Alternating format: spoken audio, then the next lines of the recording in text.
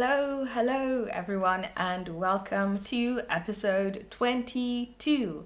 So at this point in time, I have finished editing like the next 3 videos. I uploaded episode 18 and I finished editing 19 up until 21. So I'm trying to be more consistent and not like uploading like 5 videos in, I don't know, 2 weeks and then disappearing for a couple of months. Like I'm trying to get everything sorted out. In any case, it has been 2 weeks since I filmed episode 21, and I've knit a couple things, I've crocheted a couple things, and so we're going to be talking about that today. So let's start off with the first thing. Da da da da da. Da da da da da da da da. Da da da da da da da da. Okay, so we have here. Ta-da! We have the crochet pants, the modified crochet pants. These are based on a pattern from Hana Said's book, Kimawashi Nitto. So I can just pull it up real quick. These are the original pants in question. I decided to make a shorter version of these, and instead of making what? 1, 2, 3? I can't even, what? I don't know. I think I cut off about 2 rows from like the original design. And so here we are. I think in episode 19, I spoke about working on the last 4 squares, and I finished making those. And since then, I've slowly been trying to whip, stitch this all together. Wait, this is the back. Yes, so that's what I've been doing. These pants have been a pain in the behind, but first let me give you some specifications, of course. So like I said, the pattern is from Hana Said. Then the yarn is 100% cotton, which I bought in Japan from this company called Itobatake. This is their baby cotton yarn, and yeah, in the color Bear, and the yardage is 280 meters per 50 grams. And I crocheted this with basically holding 3 of the yarn threads together, and I used a crochet hook with Japanese size 5, which is the equivalent of 3 millimeters in like European sizing. Yeah. Is there anything I wanted to say about this? Aside from that, it was so much work.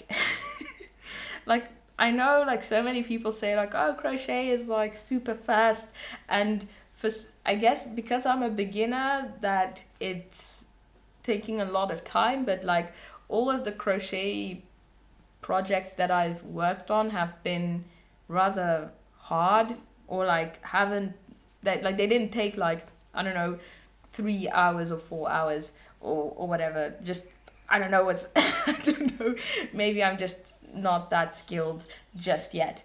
In any case, this is how it looks right now. At some point I did want to try and see if I could make like a skirt version of this, just like sew this part together, this part, and then the back, just make like a cylindrical tube. Yeah, just make a tube essentially. But that didn't work because the construction was for pants, and so there was like some excess fabric at the back, and I was like, you know what, forget it. I'll just try and make pants out of these. And I have like tried them on, and it's looking quite tight. So yeah, I don't know what to do about that, but I might just try and, how would I say that? yeah, I might just try and block these a bit more. I didn't really like, aggressively block this. I just try to hit the measurements that the pattern requested, or like that was stated in the pattern. So I think that there is still some places for me to stretch out a bit so that it'll fit me a bit looser.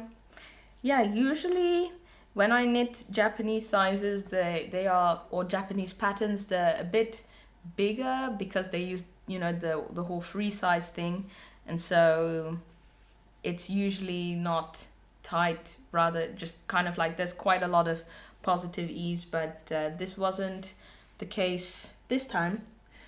Yeah. So, is there anything else that I wanted to say about these? Yeah, I think I am gonna try. Well, I wanted to essentially knit the borders like at the waist and at the legs, but I think I might just try and do like a crochet ribbing. I'm not too sure, but yeah, I just really want to be over with these pants. They've been with me for so long. I think it's been like half a year, and I just want to be done with it. Also, I mean, there are a couple of projects that I've had on hold for quite some time. For instance, this one here as well. For those who remember from the earlier podcast episodes, this was supposed to be a part of a bag that I was making for my sister. She wanted quite a big one where she could put her laptop in, and then it turns out as I was crocheting, I didn't have enough yarn, and at that time I was already back in the Netherlands and I couldn't easily access the yarn from this yarn. So I decided to just crochet this and then use it for the bag that was in the pattern, because this comes from like a crochet pattern, crocheted bags pattern book. So I was just going to do the original because that one required less yarn. It required less of this weird yarn, and so I had enough for that. So I was thinking I'll do that first, and then I'll buy something similar, like similar yarn here in the Netherlands, and then make the bag for my sister. But I mean, crochet takes me so much time, and I am a bit afraid for my wrists because there are still like points of tension when I'm working on crochet pieces. So I'm slowly trying to get better without, injuring myself. And so I still need to figure out like what techniques are good for that. Maybe I should try some different hooks. That's also an option, of course. Try one of those ergonomic hooks. I know a lot of people, but I think this was a trend on TikTok or something, where you used a tennis ball and then you like poked your hook through, but that just seems like, I don't know, that doesn't seem like it's gonna help. So yeah, maybe something to look into. Yep. Then moving on to ta-da! A fuzzy pixie hood. And ooh, it is getting dark out here. I don't know if that helped at all, but in any case, here is the fuzzy pixie hood. And as you can see, well, I have a bag. I guess you could call this a project bag. If you're Dutch, you'll definitely recognize this bag, because these are actually the bags that you can buy at one of our like most popular grocery store chains, Albertijn, and they're actually used for like, instead of the plastic bags at the fruit and vegetable section, you can buy these and they're reusable. And yeah, I was just thinking, you know what, these could actually make very good and cheap project bags, because usually the stuff that I'm working on, I usually keep in this bag. But sometimes it gets tangled and it's just a whole mess. And I'm like every single week or every couple of days, I'm like like detangling yarn and like rearranging all of that. And it's just nice to have a bag like this, and also one that is see-through as well, so it's nice to see what project I have without having to open the bag. It's nice and breathable, and they're cheap. They're about 50 cents. So I think I might go to Albertine this week and grab a couple more so that I can use them. In any case, moving on to the fuzzy pixie hood. I don't know how far I was the last time when I made this podcast episode, but I've hit the point where basically it's time to start decreasing and doing the neck. But before I talk about that, some specifications. This is the fuzzy pixie hood by Fable Knitwear. I have already made this before. This is my second one. I'm making a bigger version to like hold more of my hair, or just a looser fit essentially. And I'm using the same silk mohair that I used for the other one. This is from Japan, from a company called Itoricot. Yeah, it's 80% mohair, 20% silk, and it is a lace weight. I believe it's 600 meters per 100 grams. Yes, 600 meters per 100 grams. And then I have some yarn. This is yarn from Undercover Otter, and this was dyed in the Netherlands. And what else? Yeah, the sock base is called Squirm, or like Squirm sock, I believe. And this is the color Rift, so it's like a mixture of greens and blues in there. And yeah, it is fingering weight yarn, 200 meters per 50 grams, 85% pre-shrunk extra superwash merino, and then 15% nylon. And the needles that I'm using for it now, 4mm needles. I'm doing this bi-directional knitting on this one to improve my skills. And that's what I wanted to say about this one. So the pattern says that you can basically the pattern has information on how to knit the neck, but I was thinking maybe it would be nice to also like make a dicky out of it, so that it's like the hood and then the neck part and then the dicky. So I'm gonna try and do that. I think I have enough yarn. I can't really find the rest of this because I bought 200 grams of this silk mohair, but I think it should be this should be more than enough for me to do all of that. And I still have another 50 grams of this Squirm sock base somewhere in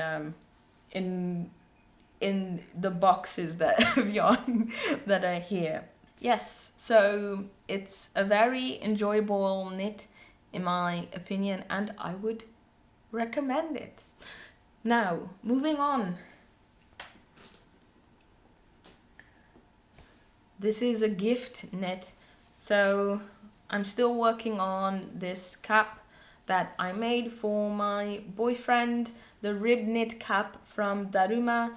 The pattern comes from the book Daruma Knit Cap.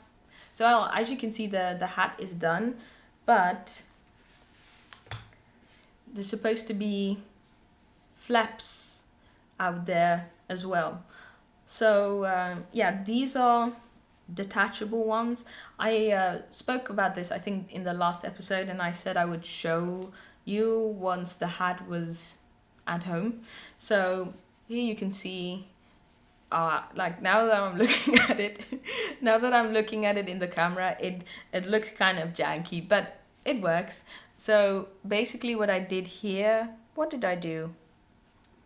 Yeah, what did I do? Huh? I don't even know what I did. Oh, no. Okay, I know.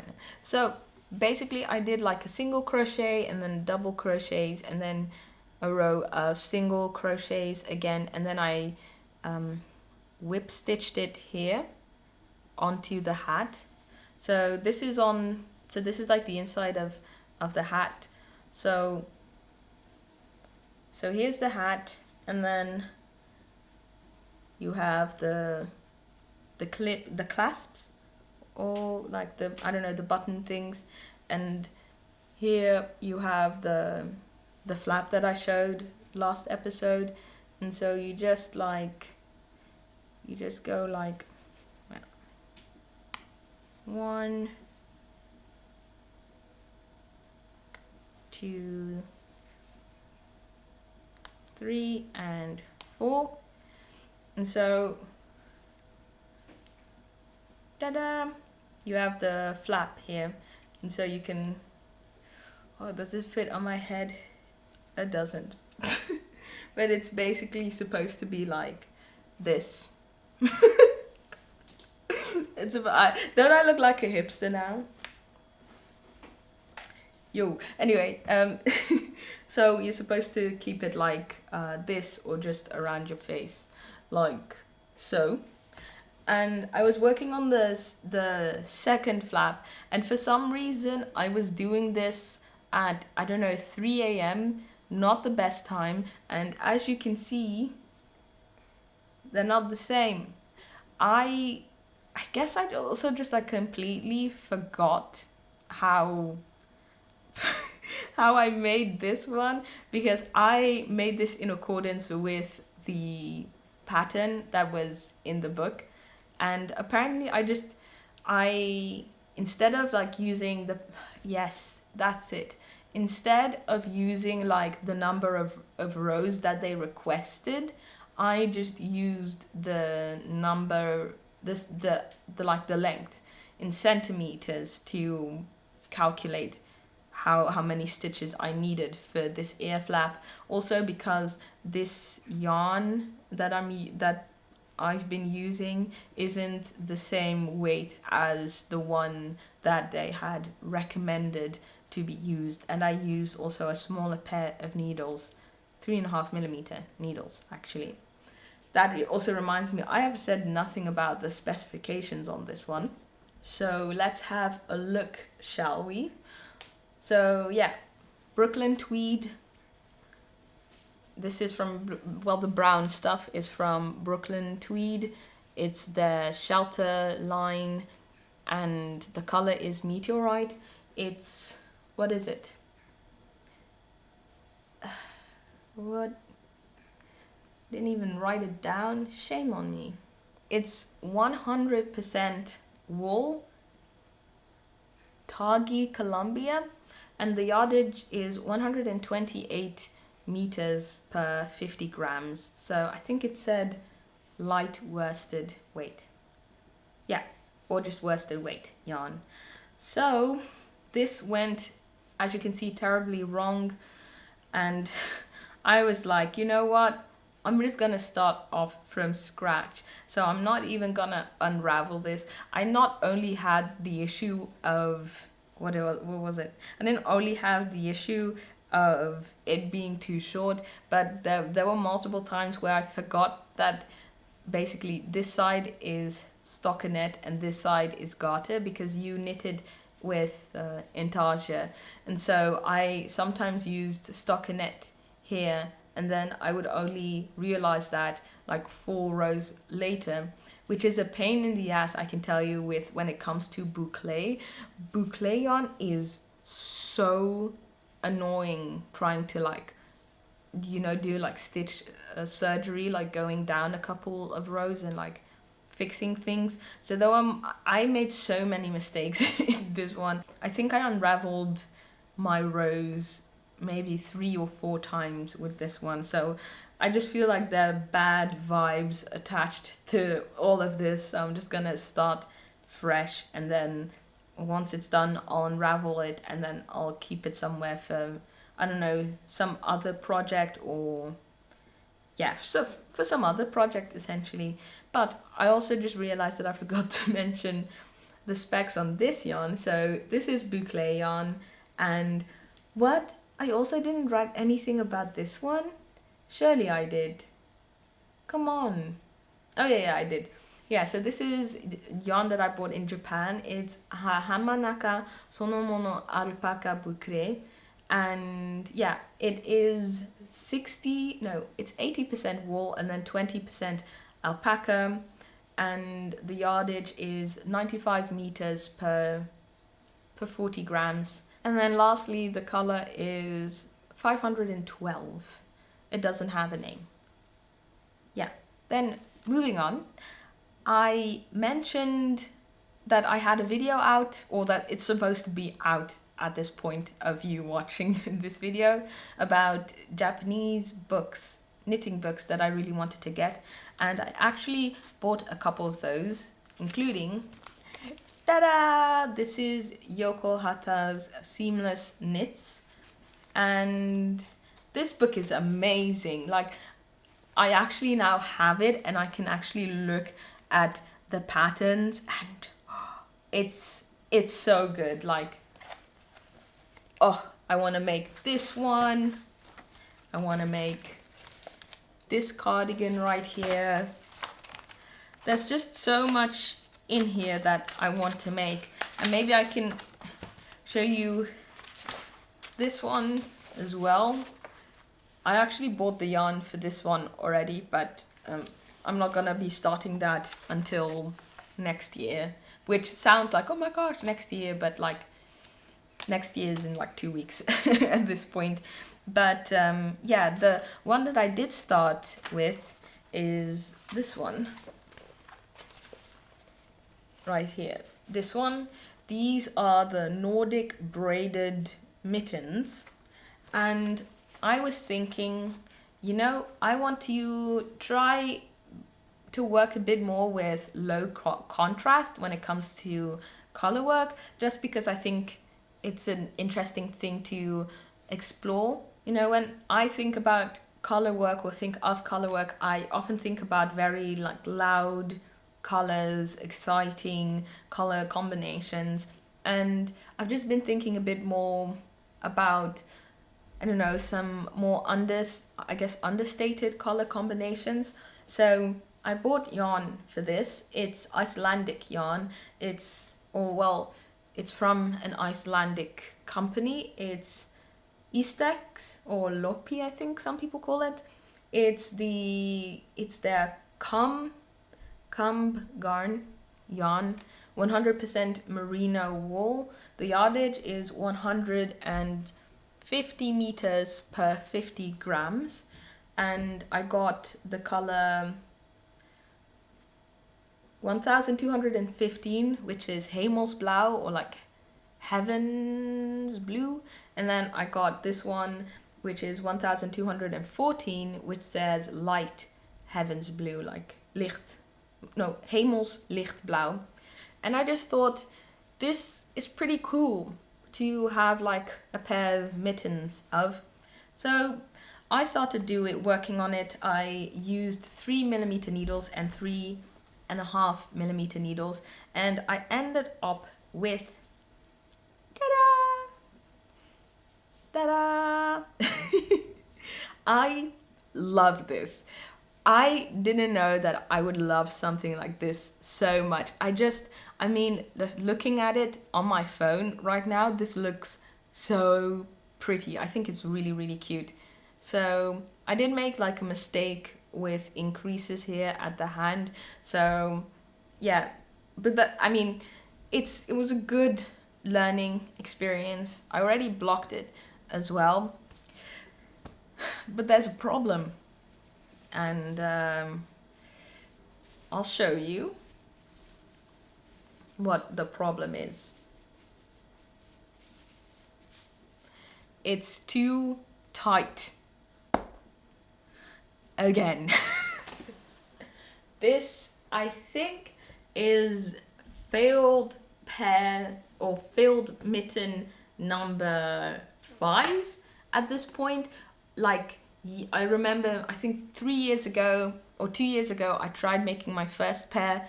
It actually, well, it failed because it was too big, the gauge was too loose. Then I tried the mittens number 3, which has been a pain in my ass for such a long time. Then I tried it mittens number 3 again, it was too tight. Then I tried Hana, and that was also too tight. I just feel a bit silly at this point. I don't know what to do, but I will say this though. This is the first one that I finished, and like, well, not the first one that I finished, but this is the first mitten that I'm actually like really happy with how it looks and that it's like finished. Like it's like a mitten. So anyway, I was just kind of like wondering, like, what did I do wrong? What am I doing? Why is this wrong? And so I looked on the, like, I looked at the pattern and I checked the measurements, and it said 17.5 centimeters in circumference. And the thing is that I'm not that tall. And my hands are also very small. So I was thinking, you know, I'm pretty sure this should like the because like in Japanese patterns, right, they have the whole free size thing. So I was thinking, okay, so it should fit like on average most people. I don't think I have like, I used to think I had small hands, but apparently not, because the 17.5 centimeters is for, I think, like that's like the completed mitten, right? I think that's for people who have a hand size of extra small. So that was the standard size in the book, and I don't know, I should have just checked the measurements, but I didn't, and now I am kind of like eating that at this point with this one right here. But yeah, it was a good learning experience. What I'm going to do is I'm going to first knit the left hand, and then I'm gonna go up a needle size. So instead of 3.5 millimeters, I'm going to use 4 millimeter needles, and then kind of see, I'm gonna check like the circumference, because usually often when I like knit mittens, I put my hand through, and if it's like loose, I'm like, okay, this should work, but like it never works. So I'm just going to be more systematic about it and just try and measure it in centimeters and do more research about mittens and like how loose or how tight they should be. And so I'm gonna use that information, and I'm going to knit a mitten for my left hand, and then once that's done, if that's like successful, I'm going to snip this and then re-knit it again, because this though, like the ribbing here, the ribbing is fine. I don't think it should go up another size. So yes, I'm gonna be knitting this with 3 millimeter needles, and then this with 4.5. So yeah. Also, I need to figure out like tensioning issue, because I screwed up here a bit. I don't really know. Maybe it's because it was like, I don't think it's because it's too small. I think I did something wrong with picking up the stitches here for the hand. So I think I'm just gonna look again at a couple of my mitten patterns and see if I can, I don't know, find a solution for that, or just look on YouTube how to do things. In any case, we are making progress. We have our first like colorwork mitten done. Then I have a project that I am really proud of, actually. This is something that I drafted myself. Ta-da! It's not looking like a lot at this point, and I have a lot of things to say, and I'll talk a bit more about like the construction and stuff.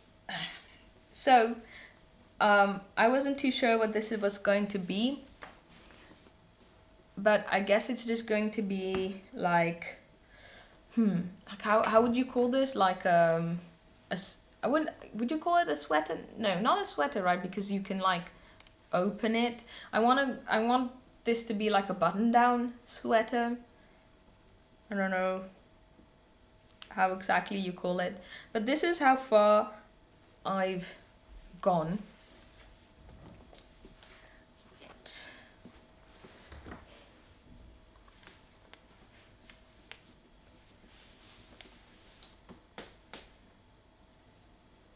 So, ta-da!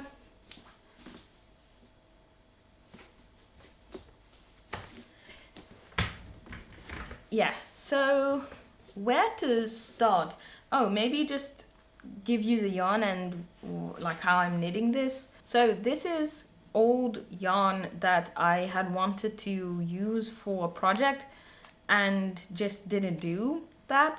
So it's Drops Flora in the color Ice Blue or Ice Blau, and the yardage is 210 meters per 50 grams, and it's 60% wool and then 35% alpaca, and this is held together with some Kidsilk, Drops Kidsilk, and this is the color number 7, light hemelsblauw, licht hemelsblauw, light sky blue. I guess it's called sky blue, not heaven blue, but yeah.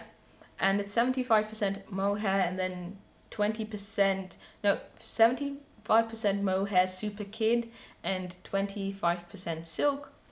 And the yardage is 210 meters per 25 grams. And for needle sizes, I used 4.5 for knitting, for knit stitches, and then 4 millimeters for purling. So how did I come about this idea? I was just kind of like looking at vintage patterns, and I thought it would be fun to try and, I don't know, make... I saw a couple of patterns that had like a collar and buttons all the way down, and I thought it would be fun to try my hand at that. So I looked at some of the patterns and kind of like decided things that I wanted to do and things that I didn't want to do. A lot of these, of course, since they're old, they're knit flat. Like a couple that I saw, you start off with the ribbing and then go all the way up, and then you do it for the other side, and you also like knit the arms, the sleeves at the same time, and you do like increases and decreases there. I didn't want to do that. I decided that I wanted to do some shoulder shaping. So basically I wanted the shoulders to go like this instead of just like straight. So basically what I did is I did a couple of short rows at the... So basically how I started off making this, I did a provisional cast on here at the back. I knit up straight, then did short rows on the sides to create this type of shape. I saw that you could do that. I saw this in Roxanne Richardson video. I realized like with editing I talk a lot about her channel, but there's just so much valuable information there. So I used short rows there. I used Japanese short rows specifically. Then I knit for a couple stitches straight, and then I did like increases here and then short rows here as well. I did them a bit strangely. Well, these are the short rows from the back, and then these are the short rows from the front. I did them, I don't know, I did them first short rows, the first short rows were here, and then I moved inwards, so you can, well, some of the short rows are a bit hidden here because of the collar. Yeah, I did that, well, the same, obviously, on the other side. And then I knit, then I casted on a couple of stitches here and went straight down. And then I realized, because I wanted to knit the border, or like the, how would you say it? I don't know, like the, you know, the side basically here. I wanted to knit that separately. But then I realized that I had cast on too many stitches. So instead of that, I just decided to use the fabric that I was already knitting to make like the button band. That's it, the button band. So I essentially just, well, these have not been sewn down, but I'm working on it now, just so that basically this folds over and then you knit it.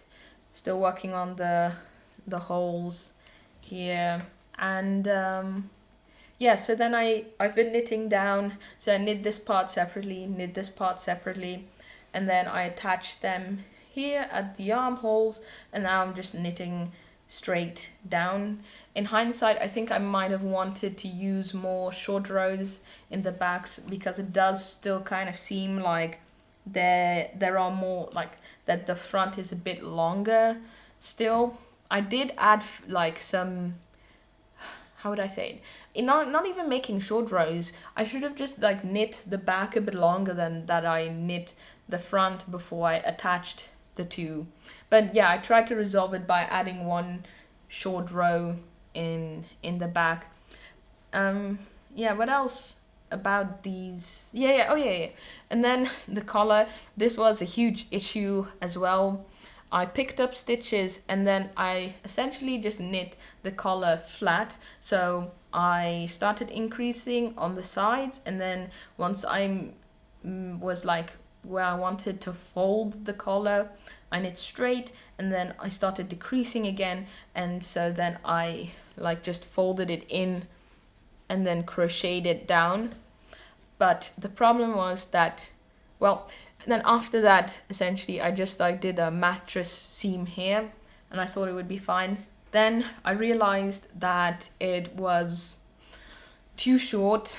As you can see, this is where the collar ended.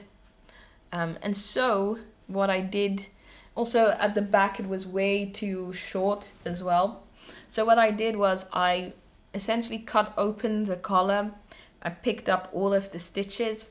I knit and increased again, this time everything in the round, so I didn't have to like mattress seam anything.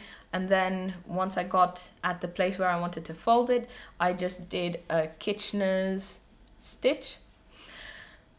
Only problem is that now this place looks really weird, and I did I think 3 short rows at the back, which doesn't really, I don't know if you can see it. I'm moving away from the microphone.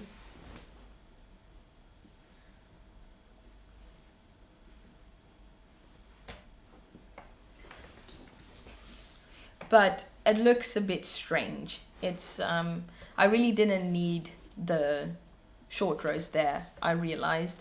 So yeah, basically what I'm going to do is I'm gonna finish off the body, going to do the ribbing, etc. And once that's done, once the body is fixed, I'm just going to cut everything off here. I'm gonna cut all of it off and then just re-knit everything, and then I think it will look a bit better. So I have been thinking a lot about how to construct garments, and I think I want to try and learn how to knit things flat more often, because I have noticed, well, I mean, I think most of us have noticed that there is definitely a trend with a lot of like baggy, lots of positive ease clothing, sweaters, and cardigans.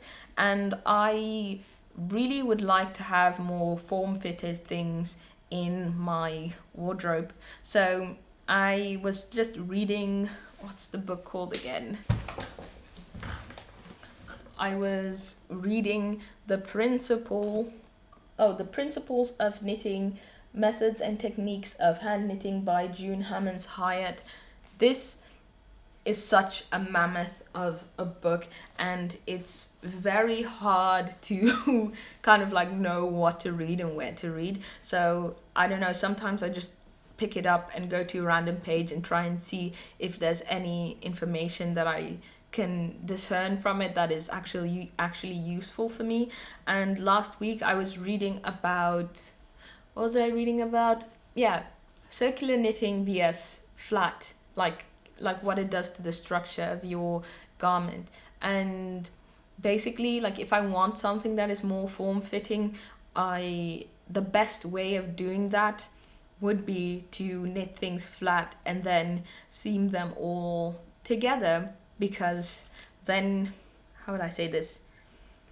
Because it just adds to the structural integrity of the garment. So I think I'm gonna try and do that. I think it would be interesting to try and knit two of the same garments, and then one that is knit flat and then one that is knit not flat in the round. That's what the word I've been looking for. And it's something in the round, and then kind of like see which one I like better, or other things that I can like find in those terms. What am I even talking about? See if there are other interesting points that I noticed from that experiment. But that's like very, very far in the future. Yeah, so I don't know. I am very excited. I think this is really going to be the first like garment that I'm going to be finishing that I like designed myself.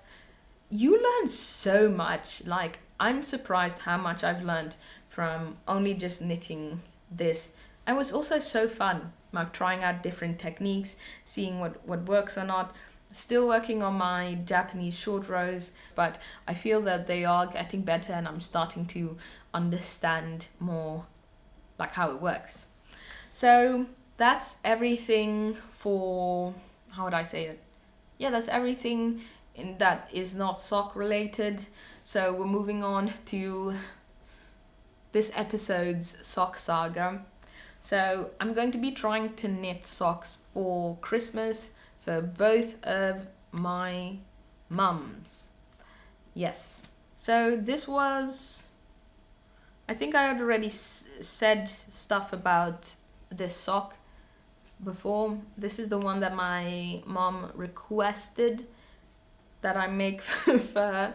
So this is Opal yarn Shaft Patter. I said last episode Shaft Platter, but it's Shaft Patter, and it's Shaft Patter, what is it?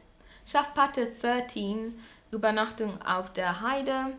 So this is your regular Opal yarn. This is 85% virgin wool and then 15% nylon. Then I also used for like, I guess like the highlighting parts, I used Opal Uni 4-ply, and so I did linen stitch. Basically this is a top down, cuff down sock. I did a 1x1 rib, then just stockinette stitch leg, then linen stitch heel flap, and then French heel. Yeah, and then just the regular gusset. I have knit gussets in a different way, like on the bottom instead of on the side. And then I just did my signature like toe. So that's one done. I still need to knit the other one. I'm hoping to start, well, soon, because I have like 7 days left. And then I still need to do another pair with some onion yarn, which is DK, so I'll be able to finish that in like 2 days probably. Then I still need to make another pair. I was thinking of maybe adding something special, but I don't know, like maybe like a Latvian braid, or what else do you have? I don't know, maybe some texture. In any case, I haven't started with that one. Then I just quickly wanted to say that I, for the first time, tried like sock stoppers. I think I had a bottle here. Oh yeah, here. What is it? Sock stop. Socken Sohle flüssig. Oh yeah, so sock sole liquid. This blue stuff. I've had this in my possession for ages and I just wanted to try it out.